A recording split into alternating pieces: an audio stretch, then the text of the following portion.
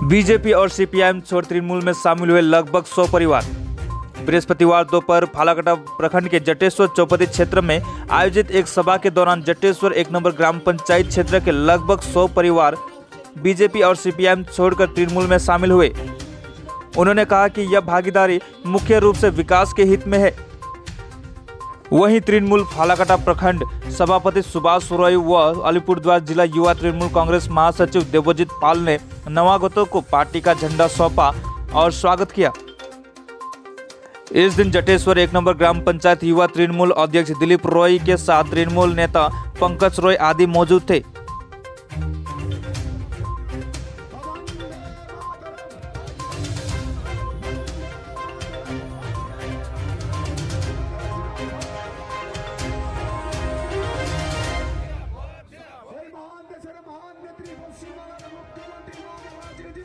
আজকে আমাদের জটেশ্বর 1 নম্বর অঞ্চলের জয়নিং সভা। আজকের এই সভায় আমাদের জটেশ্বর 1 নম্বর অঞ্চলে শতাধিক পরিবার হচ্ছে বিভিন্ন দল থেকে, সিপিএম, বিজেপি, বিভিন্ন দল থেকে প্রায় শতাধিক পরিবার আমাদের তৃণমূল কংগ্রেসে সামিল। আচ্ছা, আপনার নাম ও পরিচয়?